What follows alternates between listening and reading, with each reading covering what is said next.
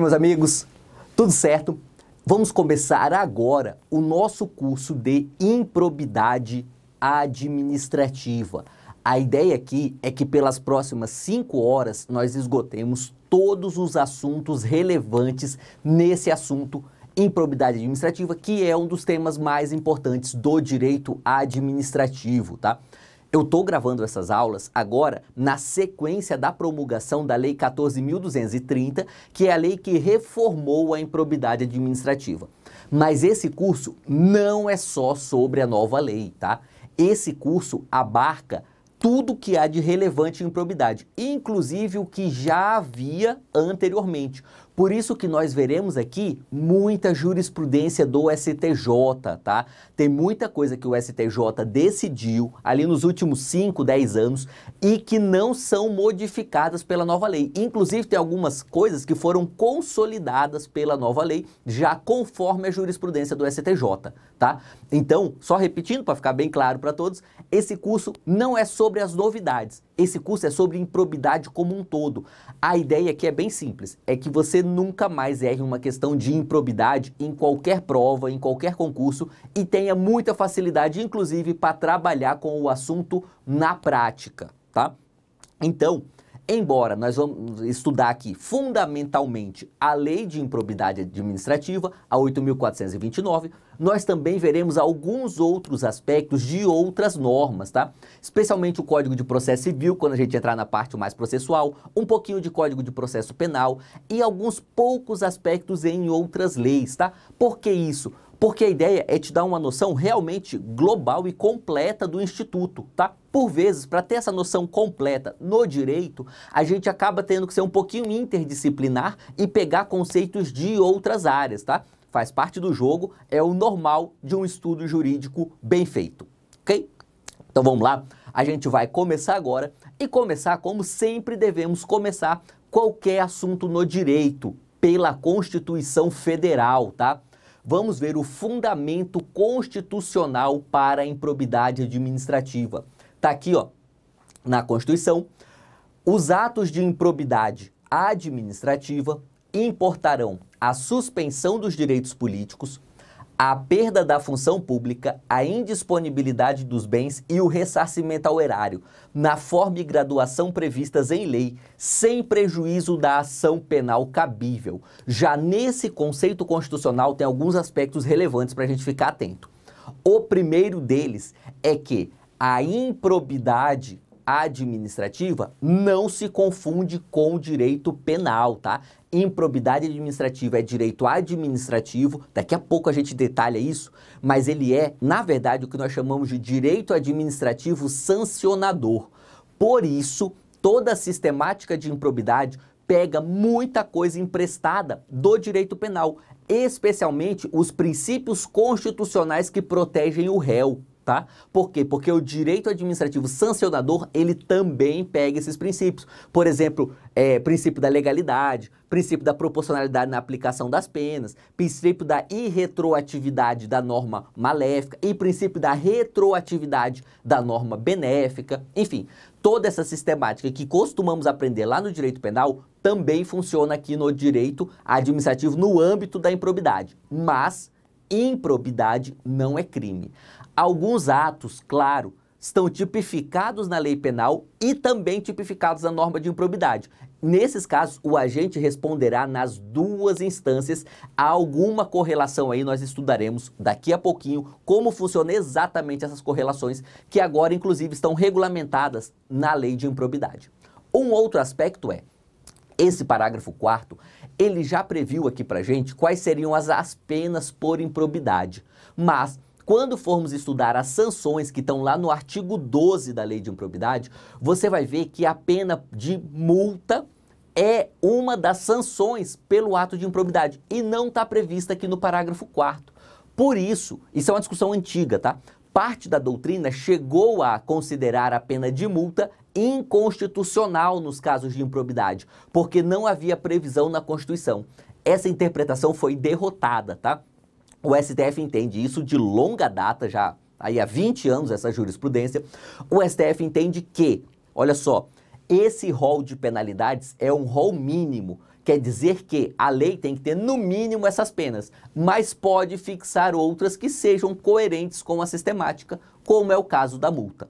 Ok? Então, embora aqui não fale da multa, a multa é sim uma penalidade válida para os casos de improbidade. Teremos aulas específicas sobre isso lá na frente no curso, só para tratar do artigo 12, porque tem muito detalhe importante. Vamos seguindo. Nós tivemos essa recente reforma da Lei 14.230. Existem algumas razões conceituais para essa reforma. Eu quero que você conheça essas razões, porque elas serão muito cobradas, especialmente em provas discursivas, tá? E você também que se prepara ali para uma pós-graduação, mestrado, doutorado, é importante você conhecer esses fundamentos teóricos que eu vou apresentar agora, tá? Então, olha só. Primeiro, nós temos aquilo que se chama de paralisia decisória ou apagão das canetas. Esse é um tema relativamente novo no direito administrativo. No direito administrativo brasileiro, ele começou a ser discutido ali de uns 4 anos para cá, pelo menos assim, para a discussão mais ampla da maioria das pessoas, né? Eventualmente tinha um professor ou outro que falava, mas era tudo muito esparso, não se dava muita atenção. Mas a ideia aqui é o seguinte: o sistema de controle, isso ocorre no mundo inteiro, tá? Mas no Brasil é um pouco mais forte. O sistema de controle dos atos administrativos, ele é tão intrincado, nós temos tantas instâncias, nós temos o judiciário, nós temos o Ministério Público, nós temos os tribunais de contas, nós temos o próprio controle interno dos órgãos, que para os gestores públicos, por vezes, é melhor não decidir nada. Por vezes, é melhor você ficar quietinho na sua, porque aí você não sofre uma penalidade. Claro que se você declarar isso, você vai sofrer uma penalidade por omissão, né? Mas em muitos casos, o que o gestor faz? Ele passa para outro. Ao invés dele decidir, quem já trabalhou em processo administrativo sabe isso, ao invés do gestor decidir, ele vai e passa para um outro órgão daquela mesma entidade, para esse outro órgão emitir um parecer, enfim, para que alguém, no fim das contas, tome a decisão no lugar dele, tá? Esse fenômeno nós chamamos de apagão das canetas, ou seja, quem tem a caneta para tomar a decisão, simplesmente fala, quer saber? Não vou tomar nada, vou esperar acabar meu mandato aqui, simplesmente por quê? Porque é tanto controle, é tanta chance de eu sofrer uma ação de improbidade, um ressarcimento ao erário, uma ação penal, que é melhor eu ficar quietinho na minha, tá? A isso nós temos esses dois nomes teóricos, paralisia decisória e apagão das canetas. Mais um nome que a teoria traz pra gente é do direito administrativo do medo, que faz parte dessa mesma ideia, desse mesmo pacote, tá? O direito administrativo, ele regulamentou tanto a forma de agir das autoridades públicas que instaurou-se um regime de medo, de forma que os servidores públicos, especialmente as autoridades com capacidade decisória, simplesmente se abstêm de decidir. Por quê? Porque eles vivem sob esse regime de medo. É para combater esse cenário que essa reforma foi feita.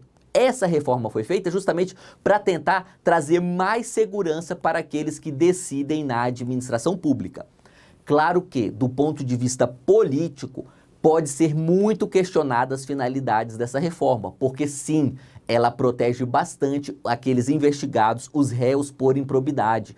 Quase todas as modificações favorecem aqueles que respondem a ações por improbidade, tá? Então, do ponto de vista político, é bem criticável essa reforma. Mas esse nosso curso aqui não está aqui para tratar de política, tá? Está aqui para tratar de aspectos jurídicos do sistema de improbidade, ok? E aí, essa modificação, essa reforma da Lei 14.230, ela não é uma novidade absoluta no direito brasileiro, porque ela já segue uma linha doutrinária, vamos dizer assim. Qual linha é? A de garantir maior segurança a quem atua na administração pública. E aí nós temos duas normas recentes que caminharam nesse sentido. A LINDB, ali dos artigos 20 para frente, com a modificação que teve em 2018, ela já trouxe uma série de modificações para todo o direito público, trazendo uma série de princípios e de determinações para proteger quem atua, tá? Justamente para limitar essa capacidade repressiva dos órgãos de controle. A nova lei de licitações, em diversos dispositivos, também teve essa finalidade, tá? em certa medida, garantir essa maior segurança para quem atua na administração.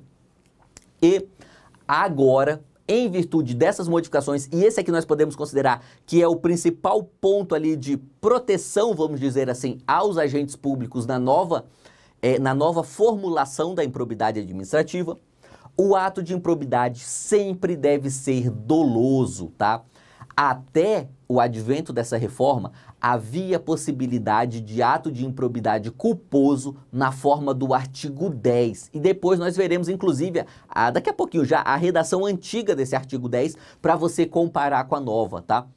Mas o ponto é que havia possibilidade de, se você causar prejuízo ao erário, você responder por improbidade, mesmo sem ter a intenção de causar prejuízo ao erário. Então, por exemplo, eu sou servidor público, eu trabalho na Procuradoria do Estado do Mato Grosso, atuo como procurador do Estado e eu emito, eventualmente, pareceres em procedimentos administrativos. Até então, até o advento dessa reforma, era possível que, em alguma situação, eu acabasse por responder uma ação de improbidade por causar um prejuízo ao erário, mesmo sem ter intenção alguma de causar prejuízo, simplesmente porque eu havia agido de forma culposa, trabalhado mal em alguma situação. Agora esse cenário não é mais possível, tá? Agora só há improbidade administrativa por ato doloso. Em alguns casos específicos, e veremos cada um desses casos aqui ao longo das nossas aulas, exige dolo específico. Dolo específico é um conceito que a gente pega emprestado lá do direito penal, que é quando o agente ele não tem simplesmente a finalidade de cometer um ato ilícito. Isso é o dolo genérico. Mas no dolo específico ele tem a finalidade de cometer o ato ilícito voltado para obter algum resultado específico, tá? Por exemplo, nós temos aqui, quando formos analisar o artigo 11, um dos seus incisos fala daquele agente público que não prestou contas, tá? Nas situações que os agentes públicos devem prestar contas. Veja, nesse caso, o próprio inciso complementa, desde que essa atuação dele de não prestar contas tem o objetivo de esconder uma irregularidade. Então veja que tem um dolo específico aí. Não basta simplesmente ter a intenção de não prestar contas. Tem que não prestar contas para esconder uma irregularidade. Então nós podemos falar que a nova lei de improbidade, nela sempre é exigido o dolo. Em algumas situações é exigido o dolo específico, ok? E aí, olha a antiga redação do artigo 10 para a gente comparar. Constitui ato de improbidade administrativa que causa lesão ao erário qualquer ação ou omissão dolosa ou culposa. Olha só, o artigo 10 admitia a modalidade culposa, tá? E agora, na nova redação do artigo 10, constitui ato de improbidade administrativa que causa lesão ao erário qualquer ação ou omissão dolosa. Então veja, sempre há a necessidade de dolo. Eu não trouxe aqui as redações do artigo 9º e artigo 11, porque nós teremos algumas aulas só para analisar cada um desses três artigos, 9º, 10 e 11, tá? Eu só trouxe essa redação do caput do artigo 10 para a gente analisar especificamente essa questão da impossibilidade atual de se condenar alguém por ato de improbidade na modalidade culposa, tá? E mais, esse artigo 10 tem mais um aspecto interessante. Ele vai falar que o dano aqui ao erário deve ser efetivo e comprovado, tá? Antes não era necessário. Tanto que, olha só, imagine uma licitação. Nós estamos na licitação e o agente público, ele de algum modo beneficia um dos licitantes, tá? Para que o licitante específico ganhe aquele procedimento licitatório. Veja, não há comprovação de prejuízo ao erário aí. Ele articulou para que ganhasse o licitante A. Mas se ganhasse o licitante B, a princípio não há nenhuma demonstração de que haveria um prejuízo, tá? Fique nessa hipótese aí.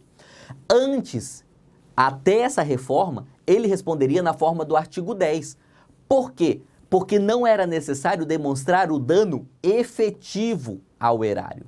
Agora não. Com essa nova redação que exige essa efetividade, se houver uma fraude à licitação, mas não ficar demonstrado que essa fraude causou um prejuízo, nesse caso específico, nós teremos o enquadramento da improbidade no artigo 11, porque ela fere os princípios da administração pública, mas não necessariamente causa prejuízo ao erário. Agora, claro, se no caso concreto ficar configurado que há um prejuízo, aí nós vamos para o artigo 10, ok? Continuando aqui, o parágrafo 1º fala o seguinte: o sistema de responsabilização por atos de improbidade administrativa tutelará a probidade na organização do Estado e no exercício de suas funções, como forma de assegurar a integridade do patrimônio público e social nos termos desta lei. Essa é a redação do caput do artigo 1º da Lei de Improbidade Administrativa, tá? É uma redação bastante clara, né? Não há nem tanto o que ressaltar aqui nesse caput pura e simplesmente, mas os artigos têm bastante coisa interessante para a gente ir analisando. Os parágrafos, melhor dizendo. Vamos lá. Parágrafo 1º. Consideram-se atos de improbidade administrativa as condutas dolosas. O parágrafo 1º já fez questão de deixar claro, já no comecinho da lei, você vê que essa é realmente a intenção do legislador aqui, ele já fez questão de deixar claro no começo da lei que, a partir de agora, só existe improbidade dolosa. E aí ele fala, tipificadas nos artigos 9º, 10 e 11, lembrando que o artigo 9º, enriquecimento ilícito, artigo 10, prejuízo ao erário, e artigo 11, violação aos princípios da administração pública, ressalvados tipos previstos em leis especiais. Há algumas poucas leis que também tratam de improbidade. Nós as veremos aqui ao longo do curso, ok? Vamos lá. Parágrafo 2º.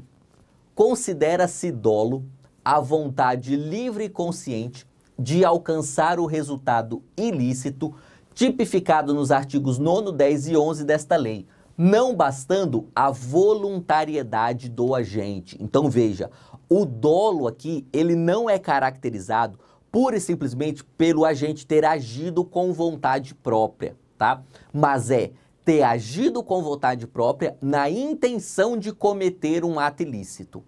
Quando formos falar especificamente da tipificação que foi dada para o nepotismo, isso ficará bem claro, tá? Lá na tipificação do nepotismo, tem um parágrafo específico para falar que se os agentes não tiverem a intenção de cometer um ato ilícito, não será improbidade administrativa. Aí você pode até pensar, ué, mas como é que alguém vai nomear um parente, que é o nepotismo, sem ter a intenção de cometer um ato ilícito? É possível visualizarmos uma situação assim no nepotismo cruzado, tá? Mas vou deixar para aprofundar esse assunto quando chegarmos na aula correspondente, ok? Continuando, parágrafo 3º. O mero exercício da função ou desempenho de competências públicas, sem comprovação de ato doloso com fim ilícito, afasta a responsabilidade por ato de improbidade administrativa. Esse parágrafo 3º, ele é um reforço à redação do parágrafo 2º, né? Então veja, simplesmente estar no exercício da função pública sem comprovar o dolo com fim ilícito não é improbidade.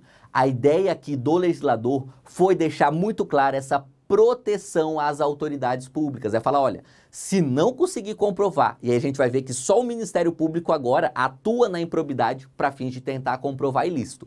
Se o Ministério Público não conseguir comprovar a finalidade dolosa e ilícita do agente público, não é improbidade. Eventualmente pode até ser um ilícito administrativo e ele responder na esfera administrativa, mas não será improbidade, ok? E o parágrafo 8º, tudo aqui ainda do artigo 1º, tá? Não configura improbidade a ação ou omissão decorrente de divergência interpretativa da lei, baseada em jurisprudência, ainda que não pacificada, mesmo que não venha a ser posteriormente prevalecente nas decisões dos órgãos de controle ou dos tribunais do Poder Judiciário. Essa mudança, sinceramente, se me permite, eu considero muito bem-vinda, embora eu tenha várias críticas à modificação como um todo dessa reforma. Essa modificação, ela é bem-vinda realmente para trazer segurança jurídica. A ideia aqui é o seguinte, olha, se a jurisprudência está oscilando, imagine uma hipótese de contratação direta, e aí a jurisprudência não definiu ainda se aquela hipótese pode ou não contratar diretamente com dispensa de licitação, sabe? Nesse tipo de situação, o agente público ele não vai responder por improbidade, ainda que ele tome a decisão que posteriormente os tribunais decidam que estava errada, tá? Então pensa, tem uma hipótese específica em que nós temos jurisprudência da primeira turma do STJ falando pode contratar, a segunda turma do STJ falando não pode contratar. Aí você imagine que o agente vai lá e contrate. Se depois for pacificada a jurisprudência no sentido de não pode contratar, isso não é um argumento válido para fazer com que esse agente responda por improbidade. Por quê? Porque a época que ele tomou a decisão, ele tinha um fundamento jurisprudencial válido, embora não fosse pacífico, tá? Então, esse parágrafo 8º, ele de fato garante bastante segurança para quem atua de boa fé dentro da administração pública. Beleza? Galera, com isso, vou encerrar esse nosso primeiro bloco. A ideia do curso é nós sempre termos esses blocos assim, relativamente curtos, por volta de 20 minutos, para que a gente consiga dar bastante dinâmica à aula. Beleza? É isso aí e vamos juntos!